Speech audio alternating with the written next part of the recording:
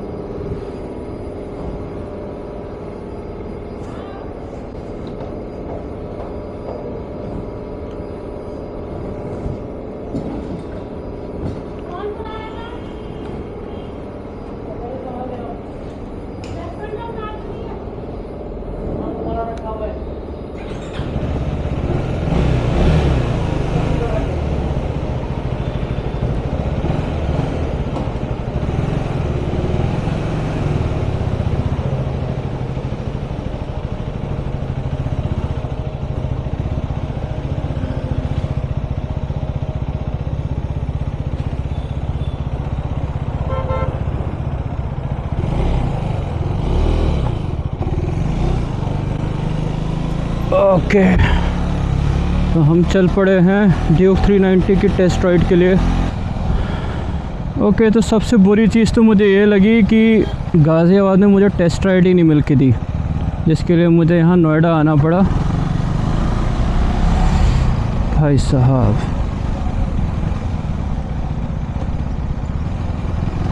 दूसरे गियर पे बहुत निम्बल है यार, बहुत निम्बल है। थोड़ा हाईवे पे निकाल के देखते हैं इसको ज़रा।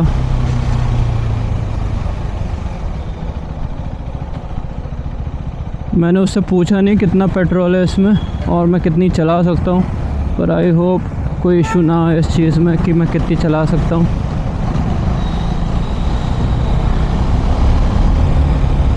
काफ़ी कंफर्टेबल है यार। हाँ,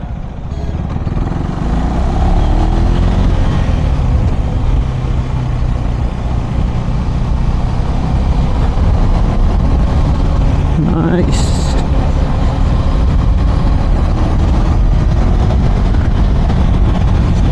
थोड़े यहाँ पे गड्ढे हैं तो आराम से चलना पड़ेगा। पीछे वाला ब्रेक मरा पड़ा है बिल्कुल ही। ओप्स, मेरी गलती है।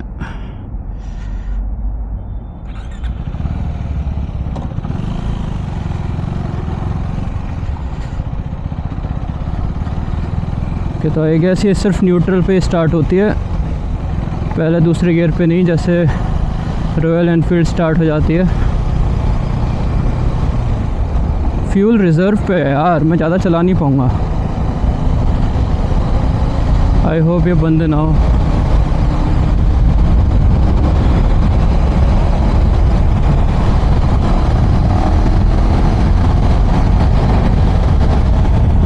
यार ये क्या है भाई, कोई चलाने देगा नहीं, सब तो रॉन्ग साइड आ रहे हैं। उधर से वो टेम्पो वाला आ गया, क्या करूँ, पेट्रोल है नहीं तो हाईवे पे पता नहीं ले जा पाऊँगा कि नहीं। आई थिंक एक यू टर्न मार के तो लेकर आ ही सकते हैं इसको। पीछे के ब्रेक अच्छे हैं यार इसके कंपैरेटिवली। जो मैंने स्पीड 400, गोरिल्ला और कॉन्टिनेंटल जीटी में ऑब्ज़र्व किया, उससे तो काफ़ी अच्छे हैं।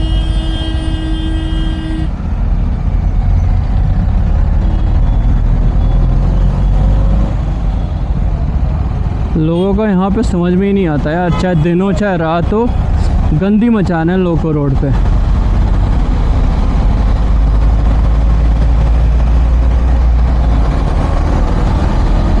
अच्छा, तो मैं टेस्ट राइड लेने तो आ गया हूँ, पर एक चीज़ नोटिस करने वाली है वो ये है कि जीएसटी का रिफॉर्म आ रहा है, तो 28% का जो भी लगता है इस पर, और आई थिंक वो 28% सिर्फ जीएसटी है, 3% सेस भी लगता है, तो उनको कंसीडर करके ना 31% हो जाता है टैक्स बाइक्स पे ना। तो मेरे हिसाब से तो चीज़ें इम्प्रूव होनी चाहिए। हॉर्न अच्छा है, पर अब पता नहीं क्या होगा क्या नहीं। पर मैं अभी रुकूंगा थोड़ा, बाइक लेने का डिसीज़न मेरा थोड़ा पोस्टपोन हो गया उस चक्कर में। देखता हूँ मैं कि क्या होगा क्या नहीं। लोग कह रहे हैं कि 350 सीसी से ऊपर वाली जो बाइक्स हैं उन पे 28% ही रहेगा और हो सकता है 40% हो जाए, क्योंकि अब नए रिफॉर्म्स में 28% जा रहा है, अब रहेगा नहीं वो। ठीक है, तो वो एक प्रॉब्लमेटिक चीज़ है। और जो 350 सीसी से नीचे वाली बाइक्स हैं उन पे 18% हो जाएगा 28 से, तो उनको काफ़ी फ़ायदा है। अब ड्यूक नहीं आती ऑब्वियसली इस सेगमेंट में, तो देखते हैं क्या करते हैं, पर अभी बाइक पे ध्यान देते हैं।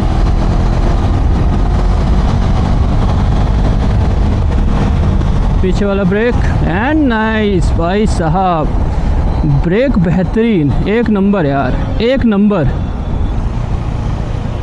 सबसे कंपेयर करके देखूं तो शायद ये टेस्ट ड्राइव व्हीकल है, उन लोग का भी टेस्ट ड्राइव व्हीकल था, स्टिल उनकी इतनी हालत ख़राब थी और ये अरे वाह मेंटेन करके रखा है यार, एक्सपीरियंस ख़राब नहीं कर रहा है ये।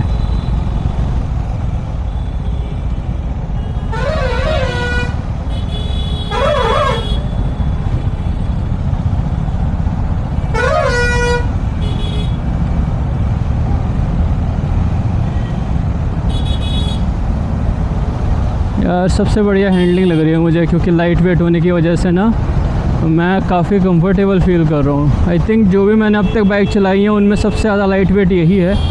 हैंडल इसका इतना इजी है कि मैं मतलब क्या ही बोलूँ, लो स्पीड ले लो हाई स्पीड ले लो, हैंडल बार बहुत ही ज़्यादा इजी है। पर ड्यूक की यार इमेज ख़राब कर रखी है ना लोगों ने, तो कहीं ना कहीं वो एक डर वाला फैक्टर लेकर आ जाता है मन में कि क्या ये ऑप्शन रख सकते हैं या नहीं।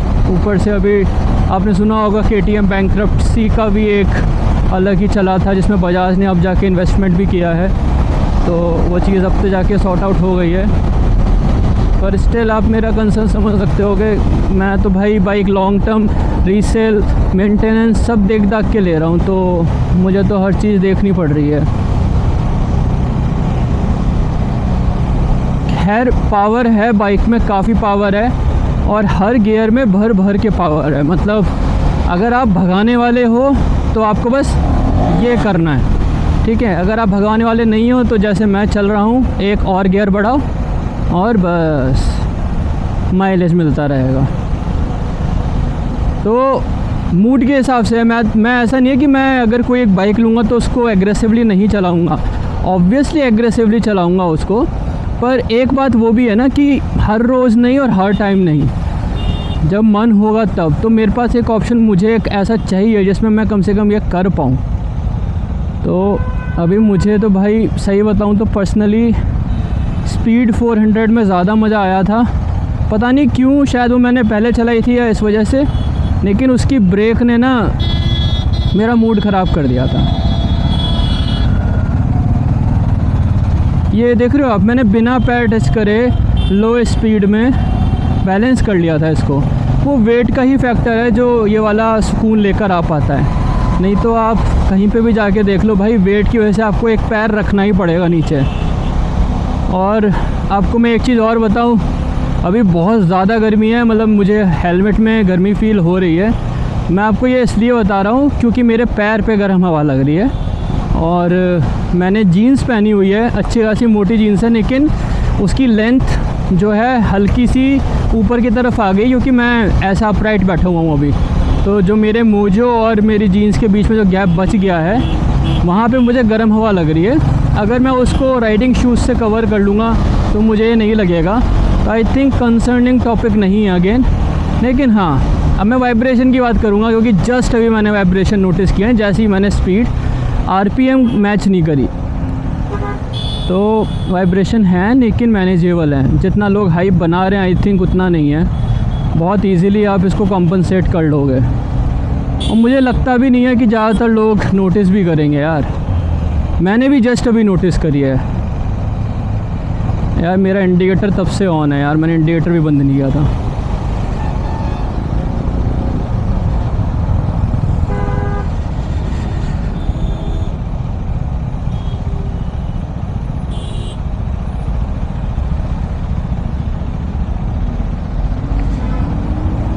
सस्पेंशन चेक, नोप, बढ़िया है, नो कंसर्न। मतलब इतना गहरा गड्ढा भी नहीं था जो बोला जाए, पर अरे भाई ABS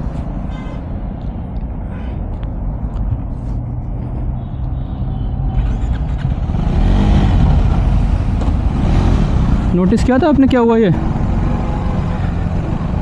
मैं सस्पेंशन टेस्ट कर रहा था, ये इंडिकेटर के साथ क्या चल रहा है।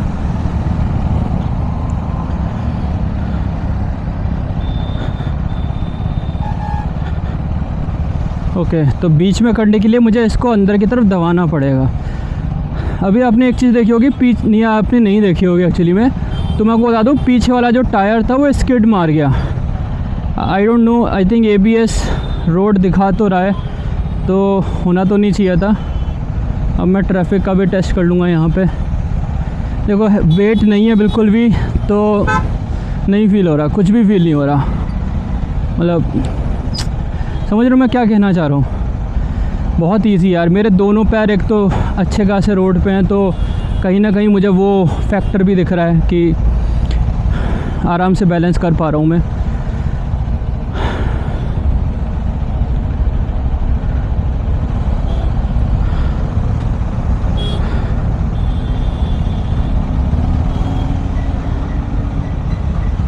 बस मुझे एक यू टर्न मारना है यार,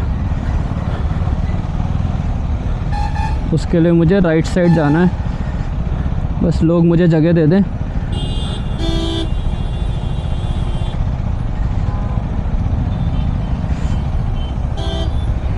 रियर ब्रेक्स यूज़ करने पड़ेंगे, आगे के ब्रेक तो बहुत ही ज़्यादा मैं तेज़ मार रहा हूँ। इंडिकेटर दे दिया, आई होप लोग देख रहे हो इस बात को। यहाँ पे इंडिया में इंडिकेटर देने का भी मतलब नहीं है, मतलब नहीं दो तो भी दिक्कत है, और दे दो तो लोग तो देखते ही नहीं है। फिर बाद में बोलो भाई तो इंडिकेटर नहीं दिख रहा था क्या?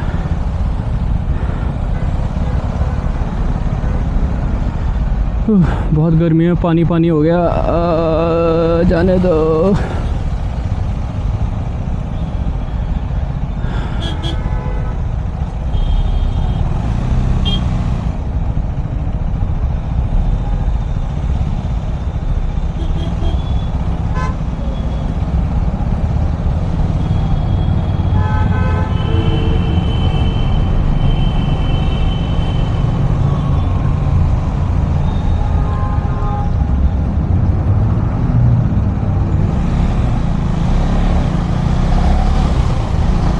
देखते हैं अगर मैं भगा पाता हूँ कि नहीं भगा पाऊँगा यहाँ से।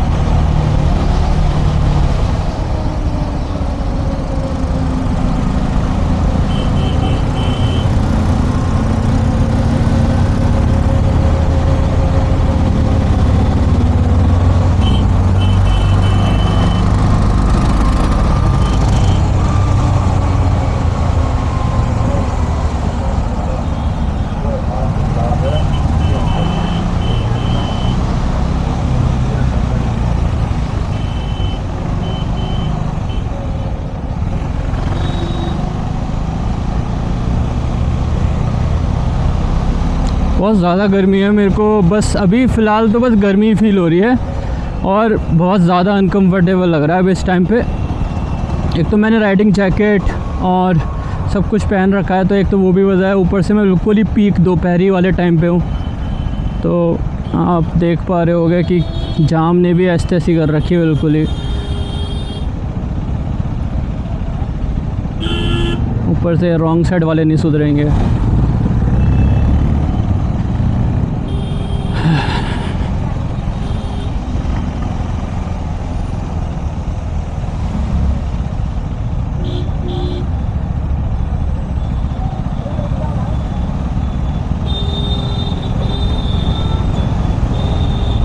बाइक को चलाने के लिए यार रास्ते चाहिए होते हैं। हाईवे पे भी अगर आप बाइक नहीं चला पा रहे हो ना तेज़, तो लानत है सच में। वो भी मैं ये नहीं बोलूँगा इंफ्रास्ट्रक्चर ख़राब है, लोग ख़राब हैं भाई। ऑटो वालों को कोई सेंस नहीं, रॉन्ग साइड वालों को कोई सेंस नहीं, चलाने वालों को कोई सेंस नहीं।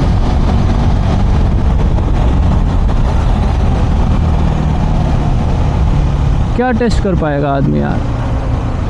वो भी मैं ऐसे कोई पीक टाइम पे नहीं आया हूँ कि यहाँ पे मतलब आपको ट्रैफिक मिलेगा।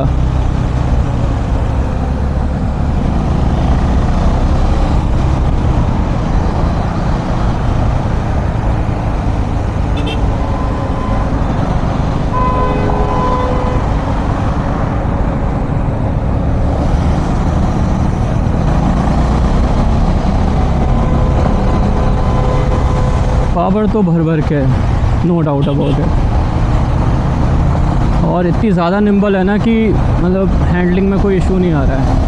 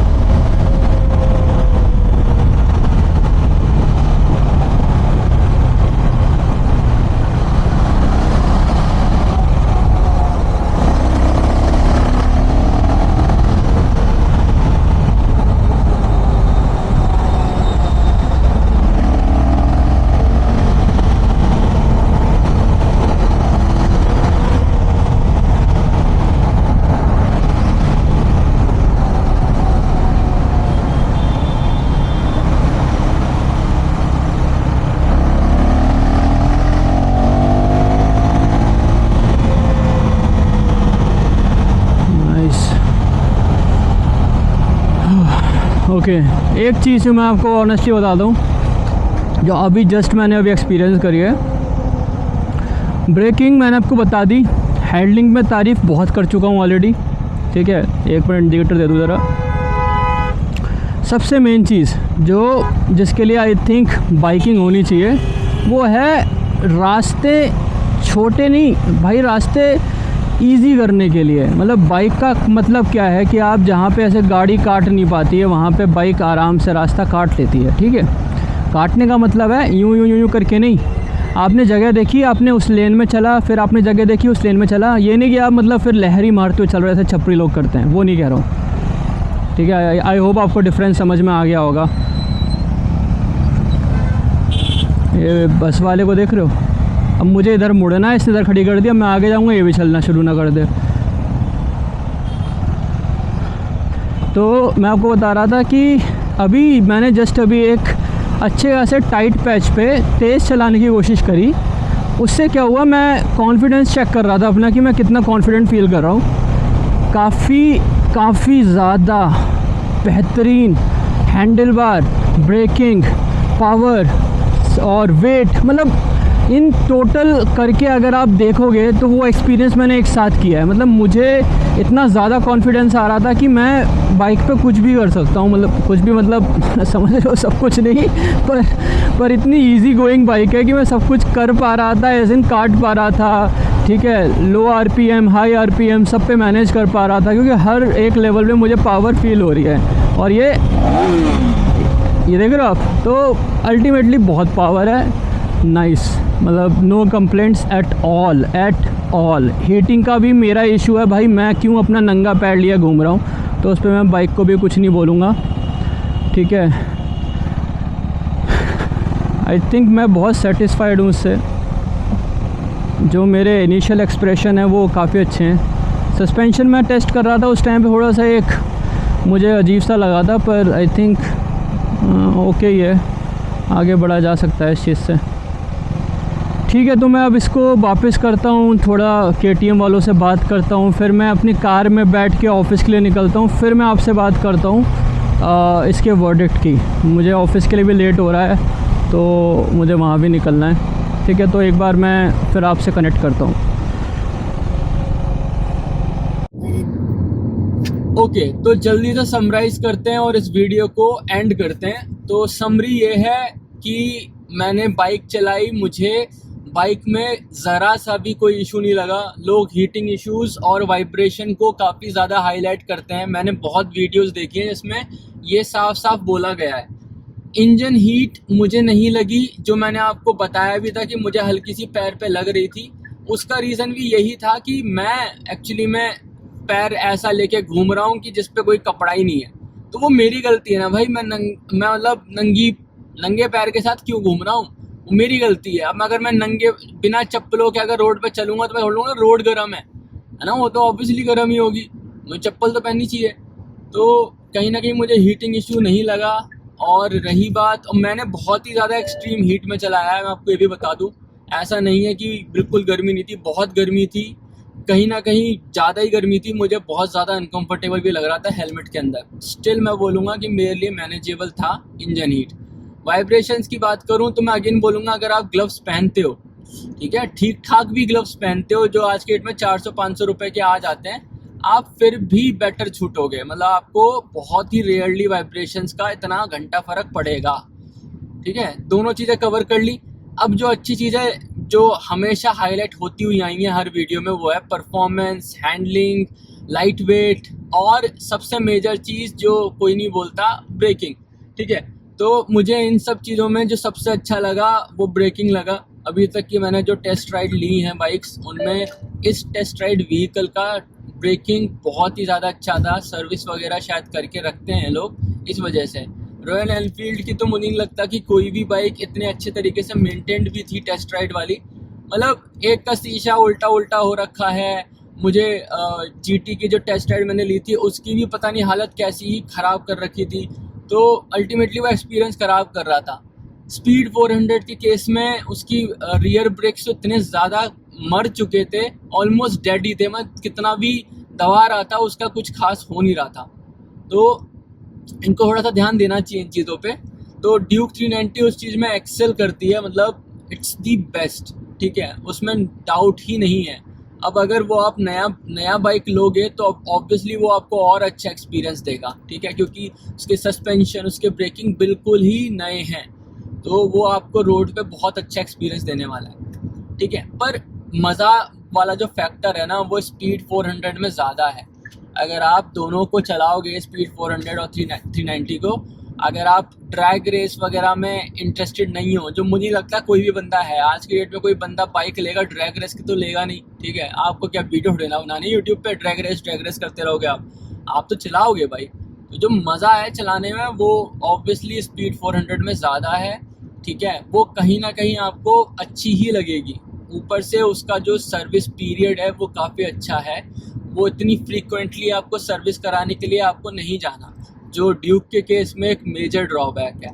ठीक है, तो अगेन मैं हाईलाइट इसलिए कर रहा हूँ क्योंकि मेरे पास ये सारे ऑप्शंस हैं।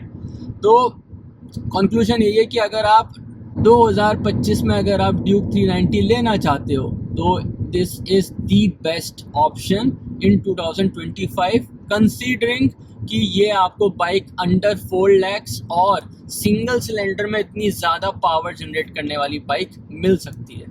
आज भी इसका कोई तोड़ नहीं है। ठीक है, तो अभी मैं ट्राई करूँगा एक बार कि अगर मैं टूनो 457 की टेस्ट राइड ले पाऊँ, क्योंकि मैं थोड़ा नेकेड सेगमेंट में ही जा रहा हूँ, मैं फेयरिंग वाले में नहीं जाऊँगा। तो अगर मैं ट्राई करूँगा, लेकिन अभी भी मेरे पास एप्रिलिया का ऑप्शन नहीं है, क्योंकि उसका कहीं ना कहीं कॉस्ट ऑफ ओनरशिप और रिलायबिलिटी इश्यूज़ हैं, तो मैं नहीं शायद जाऊं। पर हो सकता है आपको अगली वीडियो उसी की देखने को मिले, या हो सकता है आपको अगली वीडियो मेरी बुकिंग की मिले कि मैं कौन सी बाइक बुक कर रहा हूं उसके लिए। तो अगर आपने यहाँ तक वीडियो देखी है और आपको अगर मेरा कंटेंट सही लग रहा है, आपको मेरी जर्नी का पार्ट बनना है, तो please subscribe to my channel. ये जर्नी अभी बस शुरू हुई है, लेकिन आपको बहुत कुछ देखने को मिलेगा। तो तब तक के लिए जय श्री राम सभी को। खुश रहो, मज़े करो और ऐश करो। Tata, bye bye.